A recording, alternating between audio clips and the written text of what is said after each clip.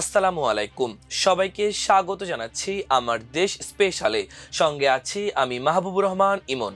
আমাদের আজকের স্পেশাল নিউজটির শিরোনাম, পলাশবাড়িতে বিশাল বিশাল মূর্তি নির্মাণের নেপথ্যে কি, লিখেছেন আবু সুফিয়ান ও বাদশাহ ওসমানী। চলুন দর্শক বিস্তারিত পড়ে শোনাই। রাজধানী ঢাকা থেকে প্রায় 242 কিলোমিটার উত্তরের জনপদ গাইবান্ধার পলাশবাড়ি। ঢাকা রংপুর মহাসড়ক ধরে 6 ঘন্টার দীর্ঘ পথ পাড়ি দিলেই দেখা মিলবে উপজেলাটির। দীর্ঘ যাত্রা শেষে আপনি যে গন্তব্যে পৌঁছাবেন তা এখন কেবল ভৌগোলিক স্থানাঙ্ক বা উপাসনালয়ের সীমানায় আবদ্ধ নেই, বরং সাম্প্রতিক সময়ে এটি আলোচনার কেন্দ্রবিন্দুতে পরিণত হয়েছে। গাইবান্ধার অনগ্রসর এ জনপদে একের পর এক বিশাল মূর্তি নির্মাণ করা হয়েছে, যার মধ্যে 28 ফুটের শিব এবং 53 ফুটের কৃষ্ণের পর এবার রাম মূর্তি নির্মাণের কর্মযোগ স্থানীয়দের মধ্যে কৌতূহলের জন্ম দিয়েছে। যেখানে হিন্দু ধর্মাবলম্বীরা সংখ্যালঘু, সেখানে এমন স্থাপনা নির্মাণের নেপথ্য কারণ, উদ্দেশ্য ও প্রয়োজনীয়তা নিয়ে প্রশ্ন উঠেছে। এলাকাবাসীর মতে এর পেছনে থাকতে পারে দেশি বিদেশি বিশেষ কোনো গোষ্ঠীর সুদূর প্রসারী নীল নকশা, মন্দির প্রাঙ্গণে বিদেশি কূটনীতিকদের যাতায়াত এবং প্রশাসনকে অন্ধকারে রেখে এমন কর্মযজ্ঞ চালানোর সাম্প্রদায়িক সম্প্রীতি নষ্ট হওয়ার আশঙ্কা করছেন অনেকে। স্থানীয় প্রশাসনের হস্তক্ষেপে গত 11 জুন সেখানে চলমান আকাশচুম্বী রাম মূর্তি নির্মাণের কাজ আপাতত স্থগিত রয়েছে, কিন্তু সরকারি এই সিদ্ধান্তের পরও ধোঁয়াশা কাটছে না। প্রশ্ন দেখা দিয়েছে, 17 কোটি টাকা ব্যয়ের বিশাল কর্মযজ্ঞের আড়ালে কি নিছক ধর্মীয় আবেগ, নাকি রাষ্ট্রের নিরাপত্তার জন্য এটি কোনো অশুভ ট্রোজান হর্স? এই প্রকল্পের মূল কারিগর হরিদাস চন্দ্র তরণী, যার জীবন যেন কোনো থ্রিলার উপন্যাসের চিত্রনাট্য। একসময় এসি মেরামতের ছদ্মবেশে গণভবনের অন্দরে যার ছিল অবাধ যাতায়াত, যিনি অতীতে মুসলমান পরিচয় ধারণ করে প্রতারণার দায়ে র্যাবের হাতে গ্রেপ্তার হয়েছিলেন, সেই হরিদাসের অস্বাভাবিক এই উত্থান এখন গোয়েন্দা মহলে বড় প্রশ্নচিহ্ন এঁকে দিয়েছে।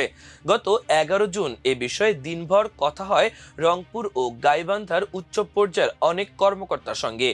এদের মধ্যে ছিলেন রংপুরের বিভাগীয় কমিশনার শহীদুল ইসলাম, গাইবান্ধার পুলিশ সুপার জসিমউদ্দিন, অতিরিক্ত পুলিশ সুপার শরীফ আল রাজীব, গোয়েন্দা সংস্থার বেশ কয়েকজন কর্মকর্তা এবং বিতর্কের কেন্দ্রে থাকা হরিদাস চন্দ্র তরণী।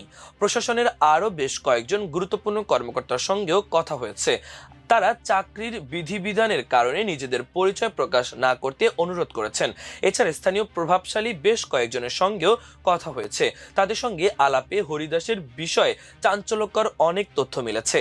আমাদের এই অনুসন্ধানের লক্ষ্য কোনো ধর্ম বা সম্প্রদায়কে প্রশ্নবিদ্ধ করা নয়, বরং হরিদাসের এই রহস্যময় অর্থায়ন, ভিনদেশি গোয়েন্দা সংশ্লিষ্টতার অভিযোগ এবং ক্ষমতার অলিন্দে তার অকল্পনীয় উত্থানের নেপথ্যে থাকা সেই অশুভ ছায়া খুঁজে বের করা, যা হয়তো রাষ্ট্রের নিরাপত্তার জন্য নতুন ঝুঁকি তৈরি করছে। হরিদাসের এই মূর্তি নির্মাণের আড়ালে কি লুকিয়ে আছে কোনো গভীর দুরভিসন্ধি? স্থানীয় প্রশাসনের একাংশ একে অভিহিত করেছেন ট্রোজান হর্স হিসেবে। তাদের আশঙ্কা, আপাতত স্বস্তি মিলল এ প্রকল্পের আড়ালে থাকা হরিদাস তার আসল রূপ নিয়ে ঠিকই ফিরে আসবেন। হরিদাসও তাদের ফিরে আসার প্রত্যয় ব্যক্ত করেছেন। পৌরাণিক ট্রোজান হর্স বা গ্রিক ট্রয় নগরীর জয়ের এই বিশালাকার কাঠের ঘোড়াটি মূলত ধূর্ত রণকৌশলের প্রতীক। এই কৌশলের মূল ভিত্তি হলো আপাত দৃষ্টিতে কোনো নিরীহ উপহারের বস্তু বা ব্যক্তির আড়ালে শত্রুপক্ষকে সুরক্ষিত দুর্গের ভেতরে প্রবেশ করানো। গাইবান্ধার এই প্রকল্পের প্রেক্ষাপটে হরিদাস চন্দ্র তরণীর কর্মকাণ্ডকে প্রশাসন ও স্থানীয়রা ট্রোজান হর্স হিসেবেই দেখছেন। এখানে বিশাল মন্দির ও মূর্তি নির্মাণের ধর্মীয় আবরণের আড়ালে রাষ্ট্র নিরাপত্তার ঝুঁকি এবং বিদেশি গোয়েন্দা সংশ্লিষ্টতার গভীর ছক কাজ করছে বলে আশঙ্কা করা হচ্ছে, যা বাইরের শান্ত আবহে তৈরি করছে এক গোপন ও অশুভ ষড়যন্ত্রের জাল। মন্দিরের আয় ঘিরে তিনি যেসব আষাঢ়ে গল্প ফেঁদেছেন তা খোদ আইনশৃঙ্খলা রক্ষাকারী বাহিনীর চোখও এড়াতে পারেনি। তার দাবি, রোহিঙ্গা ক্যাম্পে সবজি সাপ্লাই দিয়ে তিনি 5 কোটি টাকা আয় করেছিলেন, কিন্তু এ সংক্রান্ত দলিল বা আয়কর নথি দেখাতে পারেননি তিনি। আমার দেশের তদন্তে বেরিয়ে এসেছে একসময় রোহিঙ্গা ক্যাম্পে কথিত ব্যবসায় সক্রিয় থাকাকালেই শেখ হাসিনার ফুফাতো ভাই শেখ সেলিমের সঙ্গে তার গভীর সখ্য গড়ে ওঠে, যা আজও রহস্যের ঘেরা। ভারত থেকে এসি মেরামতের প্রশিক্ষণ নিয়ে ফিরে কেন তিনি সরাসরি গণভবনের পাশের দোকানে এসি মেরামতের কাজ নিয়েছিলেন, কারা ছিল নেপথ্যের কারিগর, সেসব প্রশ্নের উত্তরও মেলেনি তার অসংলগ্ন বয়ানে। তবে গোয়েন্দা তথ্যে নিশ্চিত হওয়া গেছে এসি মেরামতের সুবাদে গণভবনে অবাধ যাতায়াত ছিল তার, যেখানে শেখ রেহানার সঙ্গেও পরিচয় ঘটেছিল। যদিও শেখ রেহানার সঙ্গে সখ্যের কথা হরিদাস সরাসরি অস্বীকার করেছেন, কিন্তু শেখ সেলিমের সঙ্গে ব্যবসায়িক লেনদেন ও তাদের মধ্যকার বিরোধের কথা তিনি অকপটে স্বীকার করেন, যা এক সাধারণ এসি মেরামত শ্রমিকের সঙ্গে উচ্চপদস্থদের রহস্যময় সম্পর্কের ইঙ্গিতবাহী। এখানেই শেষ নয়, হরিদাসের সঙ্গে ভারতীয় সংশ্লিষ্টতার বিষয়টি এখন গোয়েন্দাদের তল্লাশির কেন্দ্রে। ভারতীয় কর্মকর্তাদের তার আস্তানায় ঘন ঘন যাতায়াত এবং রহস্যময় কর্মকাণ্ডের পরিপ্রেক্ষিতে আইন শৃঙ্খলা রক্ষাকারী বাহিনী সরকারের উচ্চমহলে দেশের বিভিন্ন প্রান্তে ভারতীয় হাইকমিশনারের প্রভাব সীমিত করার জোরালো সুপারিশ করেছে। জানা গেছে, বগুড়ার শিবগঞ্জের বাসিন্দা হরিদাস ক্লাস 6-এ থাকতেই ভারতে পাড়ি জমিয়েছিলেন।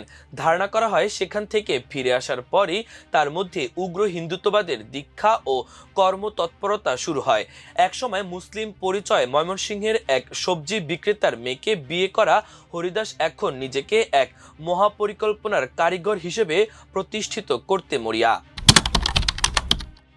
পলাশবাড়িতে শ্রী শ্রী রাধা গোবিন্দ ও কালী মন্দিরটি এখন আর কেবল সাধারণ কোনো উপাসনালয় নয়, বরং রহস্যে ঘেরা এক গোলকধাঁধা।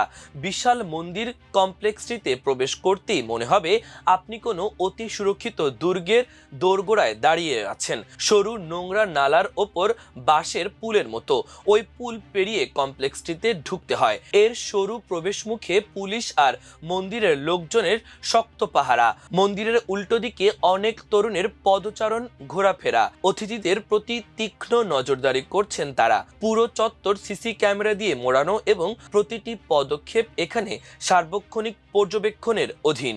গত 11 জুন বিকেলে মন্দিরের প্রবেশ মুখের পাশেই দোতলায় শীতাতাপ নিয়ন্ত্রিত কক্ষে হরিদাসের সঙ্গে গভীর আলোচনায় মগ্ন পাওয়া যায় দুই রহস্যময় তরুণকে, যারা একজন উপজাতি, অন্যজন বাঙালি।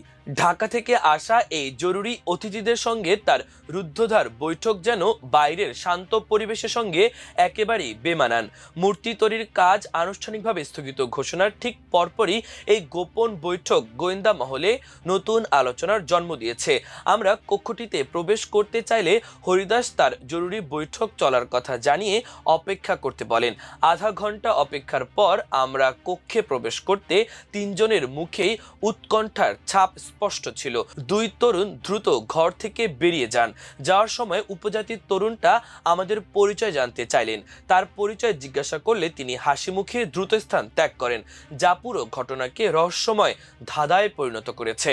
এরপর দীর্ঘক্ষণ কথা হয় হরিদাসের সঙ্গে। তার অতীত, প্রতারণার অভিযোগ, শেখ সেলিম, শেখ রেহানা ও গণভবনে এসি মেরামতের প্রসঙ্গ নিয়েও কথা বলেন তিনি। হরিদাসের এই বর্ণিল উপস্থিতির পেছনে রয়েছে অন্ধকার অতীত। 2022 সালে র্যাব তাকে গ্রেপ্তার করলে আসল চেহারা বেরিয়ে আসে। 2014 সাল থেকে তিনি তৎকালীন প্রধানমন্ত্রী শেখ হাসিনার নাম ভাঙিয়ে প্রতারণার এক অভিনব জাল বুনেছিলেন। ময়মনসিংহের ফুলবাড়িয়ায় তার মালিকানাধীন প্যারিস রিসোর্ট ছিল প্রভাবশালী ব্যক্তিদের ব্ল্যাকমেইলের গোপন আখড়া, যেখানে ব্যক্তিগত মুহূর্ত ধারণ করে তাদের জিম্মি করা হতো। গোয়েন্দা সূত্র অনুযায়ী বাংলাদেশের গুরুত্বপূর্ণ ব্যক্তিদের ফাঁসাতে ব্যবহৃত বিদেশি ট্র্যাপিং চ্যানেলের সঙ্গেও হরিদাসের সম্পৃক্ততার গুঞ্জন রয়েছে। তবে হরিদাস সব অভিযোগ অস্বীকার করেন। একটি এসি মেরামতের দোকান থেকে রাষ্ট্রের ক্ষমতার কেন্দ্রবিন্দু গণভবন, হরিদাস চন্দ্র তরণীর উত্থান যেন কোনো সস্তা সিনেমার চিত্রনাট্যকেও হার মানায়। কিন্তু সাধারণ মেকানিকের পেশা কি কেবলই ছদ্মবেশ ছিল? গোয়েন্দার তথ্যের গভীর থেকে বেরিয়ে আসা চাঞ্চল্যকর সব নথিপত্র ইঙ্গিত দিচ্ছে, ভারতের মাটিতে মেকানিক প্রশিক্ষণের আড়ালে দীক্ষা গ্রহণের পর যখন তিনি ফিরে এলেন, তখন তার লক্ষ্যবস্তু ছিল অনেক উঁচুতে। 2010 সাল পরবর্তী সময় হরিদাসের হরিদাসের জীবন বৃত্তান্তের পাতায় যোগ হয় এক রহস্যময় অধ্যায়। গণভবনের এসি মেরামতের উসিলায় তিনি পেয়ে যান সুরক্ষিত প্রাঙ্গণে অবাধ প্রবেশের পাস, আর এই সুবর্ণ সুযোগকেই তিনি কাজে লাগান ট্রোজান হর্স কৌশলে।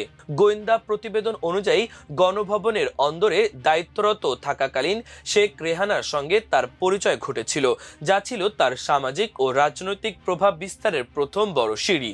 তবে আশ্চর্যের বিষয় হলো, হরিদাস অত্যন্ত দৃঢ়তার সঙ্গে এই সখ্য বা শেখ রেহানার সঙ্গে তার কোনো ধরনের বিশেষ সম্পর্কের বিষয়টি সরাসরি অস্বীকার করেছেন। তার দাবি, শেখ রেহানার সঙ্গে তার কোনো ব্যক্তিগত সংযোগ ছিল না। শেখ সেলিমের মতো উচ্চপদস্থ নেতার সঙ্গে একজন এসি মেকানিকের এই ব্যবসায়িক লেনদেন এবং পরে তার সঙ্গে বিরোধের বিষয়টিও প্রমাণ করে হরিদাস কেবল মেকানিক ছিলেন না, তিনি ছিলেন ক্ষমতার পর্দার আড়ালে এক কুশীলব। গণভবনের এসি মেরামতের ওই দিনগুলোতে হরিদাস কি কেবল যন্ত্রের ত্রুটি সারাতেন, নাকি গড়ে তুলেছিলেন রাষ্ট্রের স্পর্শকাতর তথ্য পাচার, প্রতারণা ও ব্ল্যাকমেইলিং নেটওয়ার্ক? সে প্রশ্নের উত্তর এখন খুঁজতে মরিয়া আইন শৃঙ্খলা রক্ষাকারী বাহিনী। পলাশবাড়ির অতি সাধারণ এক গ্রাম থেকে রাতারাতি কোটিপতি বনে যাওয়া হরিদাস চন্দ্র তরণীর উত্থান এখন দেশের গোয়েন্দা মহলের ঘুম কেড়ে নিয়েছে। 1991 সালে জন্ম নেওয়া হরিদাসের আপন তিন ভাই গোবিন্দ, গৌরাঙ্গ ও আনন্দচন্দ্র দাস দীর্ঘদিন ধরেই ভারতে বসবাস করছেন। হরিদাসের এই পারিবারিক প্রেক্ষাপট এবং তার বিতর্কিত কর্মকাণ্ড নিয়ে গত 9 জুন রংপুরে বিভাগীয় কমিশনারের কার্যালয়ে উচ্চ পর্যায়ের সভা হয়। স্থানীয় প্রশাসনের ঊর্ধ্বতন কর্মকর্তাদের মতে, পলাশবাড়িতে হরিদাসের এই মহাপরিকল্পনা কোনো বিচ্ছিন্ন ঘটনা নয়, যেখানে ইতোমধ্যে 28 ফুট উচ্চ শিব মূর্তি এবং 53 ফুট উচ্চ কৃষ্ণমূর্তি স্থাপন করা হয়েছে, যার একটি উদ্বোধন করেছিলেন রাজশাহীতে নিযুক্ত ভারতীয় সহকারী হাইকমিশনার মনোজ কুমার। এমনকি এখানে 144টি মূর্তি নির্মাণের বিশাল এক প্রজেক্টও হাতে নেওয়া হয়। হরিদাসের এই কর্মযোগ্য ও অর্থায়নের উৎস নিয়ে প্রশাসনের শীর্ষ পর্যায় থেকে কঠোর অবস্থান নেওয়া হয়েছে। তার বিরুদ্ধে মানি লন্ডারিং আইনে তদন্ত শুরু করার প্রয়োজনীয়তার ওপর জোর দেওয়া হচ্ছে। পাশাপাশি বিভিন্ন জেলায় ভারতীয় হাইকমিশনারের কর্মকাণ্ডের পরিধি পর্যালোচনার দাবিও জোরালো হয়েছে। মন্দির নির্মাণের আড়ালে হরিদাসের বিশাল এই কর্মকাণ্ড কেবল স্থানীয় কোনো বিষয় নয়, বরং এটি এখন রাষ্ট্রের উচ্চ পর্যায়ের নজরে। গোয়েন্দা ও প্রশাসনিক সূত্রে নিশ্চিত হওয়া গেছে, এই বিশাল স্থাপনা নির্মাণের নেপথ্যে ভারতের সংশ্লিষ্টতা এবং হরিদাসের প্রকৃত উদ্দেশ্য নিয়ে প্রশাসন গভীর ও সতর্ক পর্যবেক্ষণ চালাচ্ছে। রংপুর বিভাগীয় কমিশনারের কার্যালয়ে গত 9 জুন অনুষ্ঠিত উচ্চ পর্যায়ের বৈঠকে অংশগ্রহণকারীদের কয়েকজন আমার দেশকে জানিয়েছেন, পুরো বিষয়টি সম্পর্কে তারা মন্ত্রী পরিষদকে অবহিত করেছেন। পরিস্থিতি নিয়ন্ত্রণে প্রশাসনিক তৎপরতার অংশ হিসেবে গত 11 জুন গাইবান্ধার অংশীজনদের নিয়ে বৈঠক হয়। বৈঠকের বিষয়ে অতিরিক্ত পুলিশ সুপার শরীফ আল রাজীব জানান, সেখানে স্থানীয় সংসদ সদস্যের ভার্চুয়াল উপস্থিতি ছিল এবং সর্বসম্মতিক্রমে এলাকায় সাম্প্রদায়িক সম্প্রীতি রক্ষার ওপর জোর দেওয়া হয়েছে।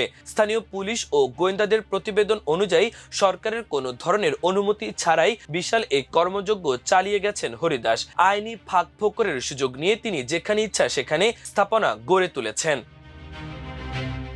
প্রিয় দর্শক, আমাদের আজকের স্পেশাল নিউজটির আয়োজন এ পর্যন্তই। সবাই ভালো থাকুন, সুস্থ থাকুন, আমাদের সেই সঙ্গেই থাকুন। এতক্ষণ সঙ্গে থাকার জন্য অসংখ্য ধন্যবাদ।